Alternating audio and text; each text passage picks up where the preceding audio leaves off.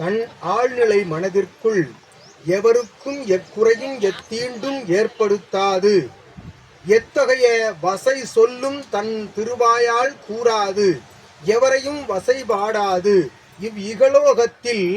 இகலோகத்தில் சிவம் கொடுத்த இத்தகைய சரீரம் சிவனுக்கே சொந்தம் என்ற நிலைப்பாட்டினை தன் மனதில் ஏற்று காண்கின்ற அனைத்தையும் சிவமாக கண்டு தன் இல்லாள், தன் மனையாள், தன்னுடைய கணவான், தன் குழந்தைகள், தன்னுடைய சுற்றத்தார், உற்றார், உணவினர் அனைவரையும், தாவரங்கள், மரம், மழை அனைத்தையும் சிவமாக கண்டு உணர்ந்து தன் ஆழ்நிலை மனதில் சிவநிலை கொண்டவனுக்கு ருத்ராட்சம் என்கின்ற நிலையே தேவையில்லை என்று அகத்தியன் யான் உரைக்கின்றோம். விதமான மணிமாலைகளும் தேவையில்லை. தன் சரீரத்தில் அணிந்து கொள்கின்ற இறை மாலைகளுக்கு ஒப்பீடாக எத்தகைய மாலைகளும் ஈடாகாது என்று அகத்தியன் யாம் விவரிக்கின்றோம். இத்தகைய ருத்ராட்சமணி மாலைகள் அணிவதும் ஸ்படிகமணி மாலைகள் அணிந்து கொள்வதும் அவரவர்களுடைய ஆழ்நிலை சிந்தைதனை வெளிப்படுத்தக்கூடிய வெளிப்பாட்டின் நிலைப்பாடே என்றும் அகத்தியன் யாம் உரைக்கின்றோம். யாம் இந்நிலையை அடைந்து வருகின்றோம், அடைய முயற்சிக்கின்றோம், முயற்சி செய்து கொண்டிருக்கின்றோம் என்கின்ற நிலைதனை உணர்த்துவதற்காக அவரவர்கள் அணிந்து கொள்கின்ற அத்தகைய மாலைகளே தவிர உள்ளுக்குள் சிவம் அமர்ந்திருக்கின்ற பொழுது அத்துணை முகங்களையும் கொண்ட பிரபஞ்ச பஞ்ச முகங்களையெல்லாம் ஒன்றாக கொண்ட சிவம் உள்ளிருக்கின்ற பொழுது தன் முகம் இன்முகமாக மலர்கின்ற பொழுது தம்முகம் என்முகம் உன்முகம் அத்துணை முகங்களும் இன்முகமாக புன்முறுவலோடு இம்முகத்தை வைத்துக் கொண்டு அத்தகைய பிரகாச நிலைகளில் தன்முகம் செயல்படுத்தப்படுகின்ற பொழுது எத்துணை முகங்கள் கொண்ட ருத்ராட்சம் அணிந்தாலும் அது ஓர் நிலையே என்றும் அகத்தியன் யான் தெரிவிக்கின்றோம். அற்புதமான இத்தகைய இகலோகத்தில் சிவம் நம்மை படைத்து இகலோகத்தில் அளவுலாவ விட்டிருக்கின்ற அற்புதமான இத்தகைய பாக்கியத்தை கடைபிடிக்கும் ஒருவள் உண்மையான சிவநிலையை அடைய வேண்டும் என்றால் தனக்குள் சிவத்தை அமர வைத்து சிவத்தை உள்ளுக்குள் அணிந்து கொண்டு சிவத்தோடு கலந்து கொண்டு எதிர்பார்ப்புகள் இன்றி எதிர்பலன்கள் இன்றி எத்தகைய பிரதிபலனும் எதிர்பாராது செய்யப்படுகின்ற தான தர்ம சேவைகள் அத்துணையும் ஈகை குணங்கள் அத்துணையும் ருத்ராட்ச மணிமாலைகளாக உருமாறி அது தன் சரீரத்திற்குள் ஆன்மத்திற்குள் உள்ளுக்குள் அணிந்து கொண்டிருப்பான் ஒவ்வொருவனும் என்று அகத்தியன் யாம் தெரிவித்து அற்புதமாய் எத்துணை முகங்கள் கொண்ட ருத்ராட்சங்கள் அணிந்து கொண்டாலும் அத்துணை சக்திகளும் ஒன்றே. அது தம்முடைய சிந்தைக்கு ஓர் மகிழ்விற்காக அணியப்பட்டுக் கொள்கின்ற நிலையே என்றும் அகத்தியன் யாம் தெரிவித்து ஆற்றலாய் அவன் ஓர் மாலை அணிந்திருந்தாலும் 1000 மாலைகள் அணிந்திருந்தாலும் அதன் பலன் ஒன்றே, அது சிவப்பலன், அது அவன் ஆற்றும் தவப்பலன் என்று அற்புதமான இத்தகைய வினாவிற்கு விடையளித்து அமர்கிறோம். இவ்வினாவிற்கு ஏற்ற யாம் கொடுத்த விடைதனில் உள்வினா இருந்தால் அகத்தியனிடம் வினவலாம். வேறு எதுவும் இருக்கா? அதுக்குள்ள தெளிவாக சொல்லியிருக்காங்க. எதுவும் இருந்தால் டவுட் இருந்தால் கேட்டுருக்காங்க. அந்த முகம் இந்த முகம் எந்த முகமும் கிடையாது. அது ஒரு அடையாளம். நம்மளோட இயல்புக்கு தக்கன நம்மளோட சரணாகதி அந்த இறையாண்மைக்கு தக்கன அது வேலை பார்க்கும். அதில் சந்தேகம் கிடையாது.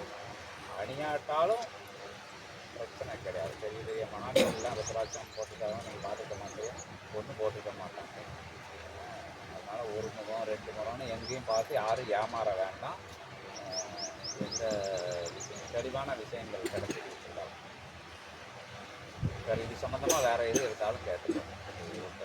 தங்கத்தில் போட்டேன், வெள்ளியில் போடலாமா, தங்கத்தில் போடலாமா, இல்லாட்டி அது காப்பரில் போடலாமா, அப்படியாப்பட்ட கேள்வியே இல்லாமல் ரொம்ப விளக்கமாக நமக்குள்ளதான் அது இருக்கு அப்படின்னு சொல்லிட்டாங்க. அதனால உள்வினா வேற ஆட்களும் சொல்லுவேன்.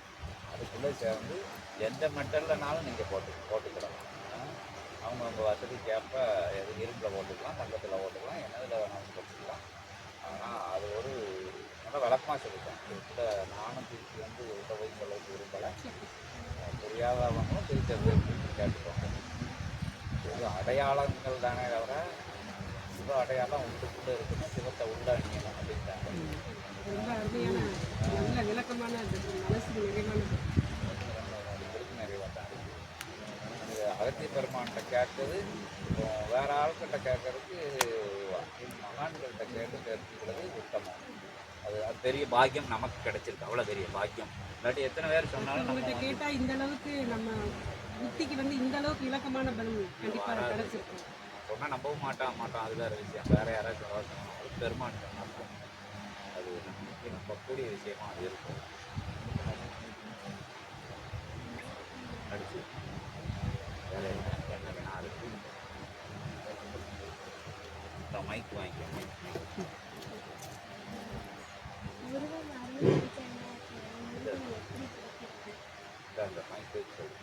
முருகன் அருள் கிடைக்க என்ன செய்யணும்? முருகனை எப்படி பிடிக்கிறது? இன்புற்று வாழ்க. அகத்தியமே ஜெயம், ஆனந்தமே அகத்தியம். இந்த மழலை வந்து ஆர்வ மிகுதியால் அகத்திய பெருமான்கிட்ட இந்த கேள்வியை வச்சு அந்த குழந்தைத்தனமான கேள்வியை வந்து அகத்திய பெருமான் திருவடியிலே சமர்ப்பணம் செய்து நிற்கிறோம். அகத்தியமே ஜெயம், ஆனந்தமே அகத்தியம்.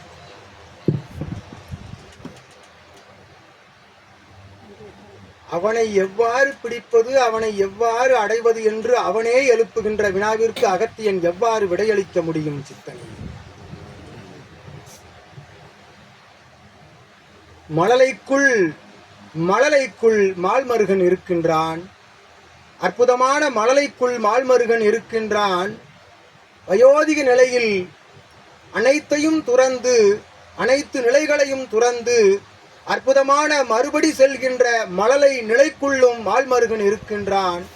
இடையில் இருக்கக்கூடிய அத்தகைய பாலினத்தவர்கள் எவராக இருந்தாலும் தன்னைத்தான் உணர்கின்ற பொழுது, தன்னைத்தான் உணர்ந்து மற்றவரை உணர்ந்து கலியுகத்தை உணர்ந்து கலியுகம் எவ்வாறு நடைபெறுகின்றது, இதில் எவ்வாறு யாம் நடைபோடும் வேண்டும் என்கின்ற இந்நிலையை உணர்ந்து தன்னுடைய வாழ்வுதனை செலுத்தி வருகின்ற, செயல்படுத்தி வருகின்ற ஒவ்வொருவருக்குள்ளும் திருமுருகன் இருக்கின்றான்.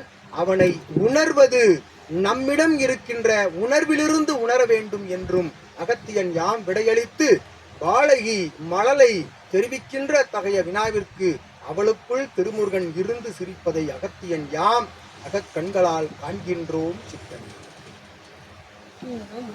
முருகப்பெருமான் வணக்கம் சொல்லுங்க. முருகப்பெருமான் சிரிச்சாராம். உடனே வச்சு எல்லாருக்கும் வழக்கமான கேள்வி பதில் கொடுத்தாங்க. பெருமான் அனைவர் சார்பாகவும் வணங்கி அகத்தியமே ஜெயம் உன்னத நிலை கொண்ட பெருந்தமையிலே உத்தம மகா சபையிலே அமர்ந்து ஜெகமாலும் பெருமையே பேராற்றல் கொண்டவரே திருவடி பணிந்து திருத்தாள் பணிந்து அகத்தியம். வேற ஆன்ம ஈக வினாக்கள்.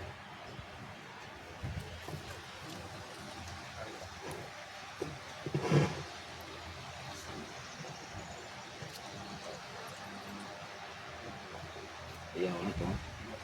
நல்லா மாய்க்கு.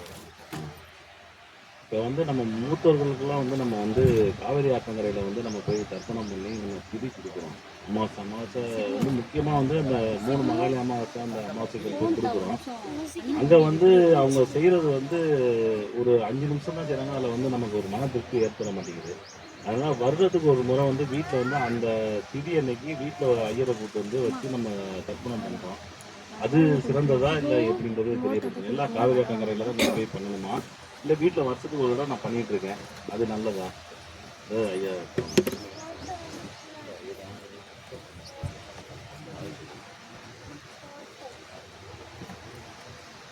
இப்பூவுலகை விட்டு இந்நிலவுலகை விட்டு பரலோக நிலைக்கு செல்கின்ற ஒவ்வொரு ஆன்மாவும் தான் இத்தகைய நிலைகளில் இருந்து வேறு நிலைக்கு மாற்று நிலைக்கு தன் உடலிலிருந்து பெறுகின்ற ஆன்மா மாற்று நிலைக்கு செல்கின்ற பொழுது அவர்களுடைய நிலைகள் மாற வேண்டும். மாறாது அலைந்து திரிகின்ற தகைய ஆன்ம நிலைகள் நல்மாற்றம் கொள்ள வேண்டும். சிவபெருமானுடைய திருவடியை சென்று சேர வேண்டும் என்று அவர்களுக்கு ஆற்றுகின்ற அவர்களுடைய ஆன்ம சாந்தி அடைகின்ற நிலைகளை தான் அவர்கள் இறந்த அவர்கள் இப்பூவுலகை விட்டு சென்ற அந்நாளிலிருந்து ஓர் திங்கள் கடந்து செய்கின்ற அத்தகைய நிலையோடு தன் இல்லத்தில் அவர்களை வணங்குகின்ற நிலைதனை கைவிட வேண்டும் சீடனே. அவர்கள் இப்பூவுலகை விட்டு செல்கின்ற அன்றைய நாளிலிருந்து ஓர் திங்கள் நாள் கழித்து தன் இல்லத்தில் அந்தணனை வைத்து செய்கின்ற அத்தகைய மாற்று நிலைகள் அவர்களை சார்ந்த நிலைக்கு செல்ல வைக்கின்ற அந்நிலைகளில் இருந்து தொடர்ச்சியாக நதிக்கரைகளில் வருடத்திற்கு ஓர் முறை அவர்களுடைய திதி அன்று அவர்கள் பூவுலகை விட்டு சென்ற திதியன்று வழங்க வேண்டும் என்கின்ற நிலையல்ல.